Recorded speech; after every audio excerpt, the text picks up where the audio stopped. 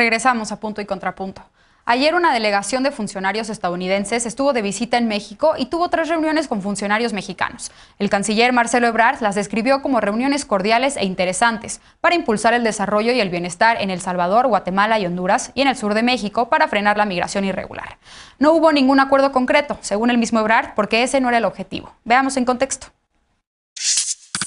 El impulso al desarrollo y bienestar de Centroamérica y el sur de México fue el tema central del encuentro entre funcionarios de Estados Unidos y de México este martes. La Secretaría de Relaciones Exteriores informó que la delegación encabezada por la embajadora Roberta Jacobson, coordinadora para la frontera sur de Estados Unidos, tuvo 3 reuniones. En la primera, con el canciller Marcelo Ebrard, abordaron acciones humanitarias para impulsar en el corto plazo un desarrollo económico inclusivo en El Salvador, Guatemala y Honduras. Se reunieron también con representantes de la Agencia Mexicana de Cooperación Internacional para el Desarrollo y la Comisión Económica para América Latina y el Caribe para revisar los avances del Plan de Desarrollo Integral para la región del norte de Centroamérica. El plan surgió a iniciativa de México para generar empleos con proyectos como la conexión de la red eléctrica México-Centroamérica y programas como Sembrando Vida y Jóvenes Construyendo el Futuro. Finalmente se reunieron con representantes del Instituto Nacional de Migración. Por la tarde, el canciller Ebrard informó que fueron reuniones cordiales donde no se logró ningún acuerdo concreto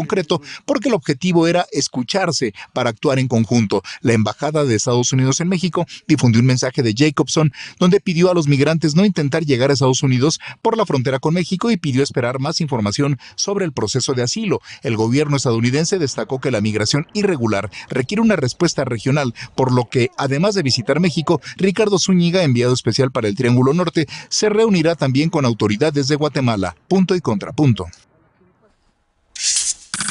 Bien, segundo tema de la noche. Ahora empiezo contigo, Eder. ¿Cómo viste este encuentro entre autoridades mexicanas y estadounidenses en el tema migratorio? Ya lo decía la nota, no hubo un acuerdo en concreto, pero ¿qué avances encuentras tú en este diálogo bilateral? ¿O fue una visita de supervisión, como algunos argumentaron? Me parece que los mensajes que dan después de las reuniones de cordialidad abonan. A mí me gustaría en este tema específico sí darle el beneficio de la duda al gobierno de Joe Biden respecto a la posibilidad de impulsar las cortinas de desarrollo, que ha sido una propuesta de López Obrador desde el inicio de su sexenio en la región. Efectivamente, lo que se plantea con esto es acabar con la migración obligada en el del sur, del centro de Centroamérica, pero a partir de generar proyectos que les permitan tener empleo a las personas, tener vida digna en sus países, que no se vean obligados a salir del país, de su país de origen, y resolver los problemas de seguridad que son tan graves, pero eso será cosa que se tenga que hacer con cada uno de los países y no en una lógica militarista como en algún momento lo plantearon con proyectos como Rápido y Furioso y todos estos que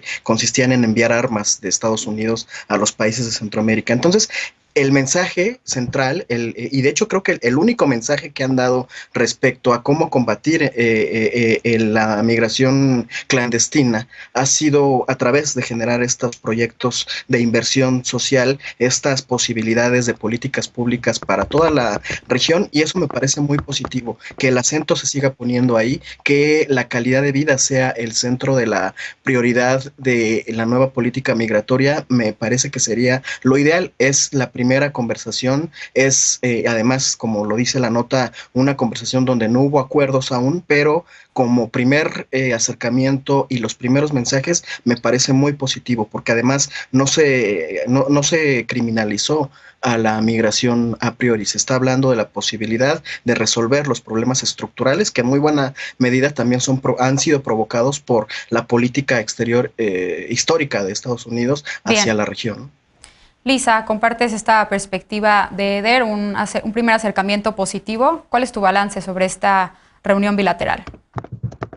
Pues creo que lo que tenemos que empezar es saber qué están haciendo las dos administraciones en temas migratorios y empezando precisamente por la de Biden, ¿no? Creo que Biden tuvo desde la campaña una plataforma migratoria que era muy, digamos, contrastante con las políticas migratorias que se implementaron durante el periodo de Trump. Hizo específicamente, además, en los primeros días de su gobierno, en el primer día en realidad, ¿no? Firmó por lo menos 17 acciones ejecutivas en las que se impedía, por ejemplo, que se siguiera construyendo el muro. Entró este tema de defender a los DACA o a los Dreamers, ¿no?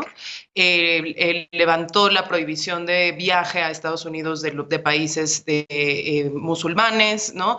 Le puso también una pausa como a las deportaciones de 100 días, que luego después un juez se lo detuvo, pero sí empezó también a meter ya este tema de las legislaciones, de lo que podría ser, pues, digamos, como el cambio de paradigma migratorio en Estados Unidos más importante de las últimas 2 décadas. La última vez que vimos en Estados Unidos tener condiciones para que en la Cámara de Representantes y en el Senado pasaran este tipo de reformas migratorias fue en el 2013. Después de eso no lo hemos vuelto a ver. Y hay dos, ¿no? Digamos, por una parte ya se ingresó el American Dream and Promise Act, que es básicamente esta iniciativa de ley para poder hacer la regularización, ahí sí, de los Dreamers en Estados Unidos, más una introducción por parte del caucus hispánico en el Congreso norteamericano de una legislación que lo que quiere es justamente atacar las causas fundamentales de la migración, incluyendo ahí sí, y ojo porque lo hemos hablado mucho en esta mesa, cambio climático, temas de inversión para el desarrollo en Centroamérica, seguridad desafortunadamente porque, por ejemplo, en Estados Unidos la preocupación es que no solo es migración centroamericana, sino migración mexicana, y en ese sentido siguen teniendo mucha preocupación por la operación de las organizaciones criminales transnacionales mexicanas. En fin, hay, digamos, como ciertas cosas que nos permitirían por lo menos tener, como decía Eder, una posición optimista de la administración Biden en esto. ¿Qué es lo que no me gusta? Y seguramente Lecona me complementará en esto, pues el hecho de que México sigue siendo el socio que lo que quiere hacer es la expansión del Border Patrol, y ya no es el Border Patrol solo en la frontera norte, sino también somos Border Patrol en la frontera sur, y aunque ya se subió a la mesa, por lo menos, más que en administraciones pasadas, los funcionarios del Instituto Nacional de Migración, pues sigue siendo la Guardia Nacional la principal herramienta de contención. A ver, Alfredo, coincides en esta parte con Lisa sobre la detención de los migrantes, y también ella ya pone sobre la mesa estas condiciones políticas en el Congreso de Estados Unidos para una reforma migratoria. ¿Tú ves esto viable? Yo coincido plenamente con lo que acaba de decir Lisa. Y creo que antes de pensar en no antes, pero sí paralelamente pensando en soluciones que son de largo plazo, que tienen que ver con atender las causas, con crear estas cortinas de desarrollo en los países de Centroamérica, expandir los programas sociales que hoy tiene este gobierno en nuestro país. Antes o paralelamente de todo eso, puede y ojalá tenga que suceder una reforma migratoria que nos pueda dar, una reforma migratoria de Estados Unidos, que nos pueda dar pista de cómo se va a reaccionar, y en tanto cómo se reaccione, qué es lo que tiene que hacer México. Ese debe haber sido el planteamiento, pero la verdad es que creo que pues ya nos agarraron de barquito, porque los términos, creo, de este encuentro los podemos empezar a ubicar desde el momento en el que se nos ofrece este préstamo de vacunas de AstraZeneca por alrededor de 2.5 millones de dosis, e inmediatamente ese mismo día se anuncia otra vez y se recalca el despliegue de 8.715 elementos en las fronteras norte y sur, elementos de las Fuerzas Armadas, no necesariamente Guardia Nacional. Y aquí, pues, contrastando un poco con lo que dice Eder, de que no se está optando por una estrategia militarista, pues nada más está echando mano de la maquinaria de militarización que tenemos y que hemos tenido para vejar y perseguir y poner en riesgo a personas migrantes, como ya está más que documentado, como fue el famoso programa Quédate en México, que generó tal nivel de crisis de derechos humanos en el norte y en el sur, con participación, con complicidad y derivado del uso de las Fuerzas Armadas para contener la migración. Pero la crisis en este momento, lo que estamos viendo en nuestra frontera norte, en la frontera sur de ellos, pues es una papa caliente para Joe Biden. Están haciendo sus opositores, sobre todo el trumpismo que está instalado, los medios afines y los republicanos, están haciendo un verdadero festín de esto.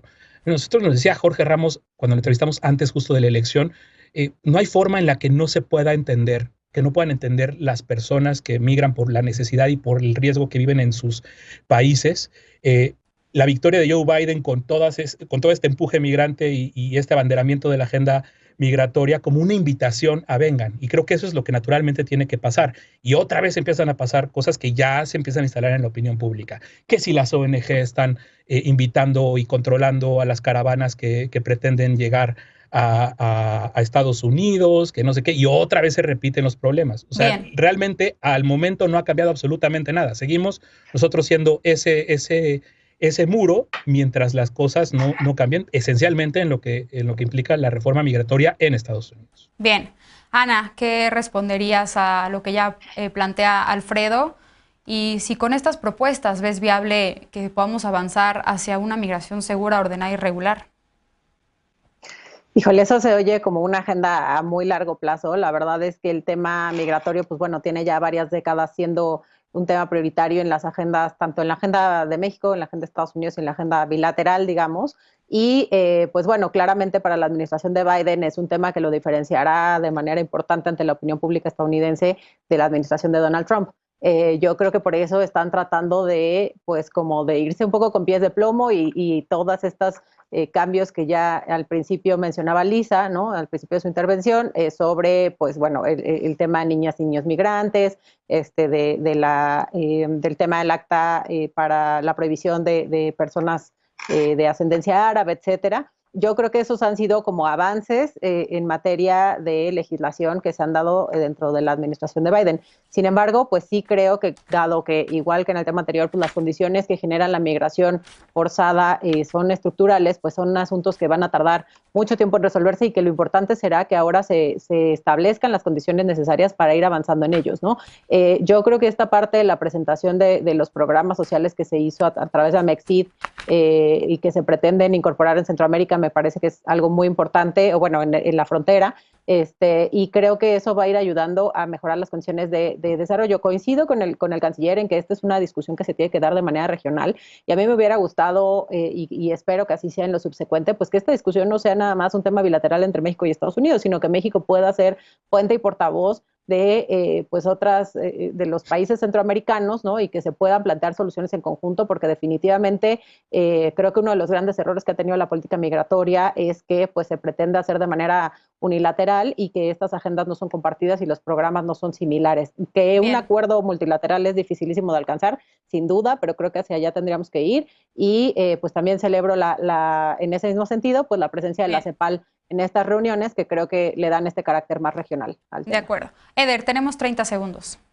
Sí, rápido. Hay una diferencia sustancial en los discursos de los gobiernos de México y de Estados Unidos con respecto al pasado. Hoy el gobierno de Estados Unidos no está hablando de los millones de dólares que va a invertir en mandar armas en desuso para combatir la migración. El gobierno mexicano no está y no aceptaría un acuerdo en ese sentido. Se está hablando de la cantidad de millones de dólares que se van a utilizar para generar polos de desarrollo. Y en ese sentido, también la Guardia Nacional o incluso las Fuerzas Armadas no están usando las armas de guerra para hacer la contención. Creo que ahí hay una diferencia sustancial en la política migratoria de ambos lados. Bien, pues desde luego vamos a darle seguimiento y estaremos muy pendientes de estos avances o no en la agenda migratoria. Vamos a una pausa. En 2020 hubo casi 700 agresiones para la prensa en México. El 98% de los ataques a la libertad de expresión quedaron impunes. Y la pandemia, además de la polarización y la estigmatización contra las y los periodistas, aumentó sus condiciones de vulnerabilidad. ¿Podemos garantizar el derecho a la gente a estar informada con estas condiciones? Regresamos a Punto y Contrapunto, no te vayas.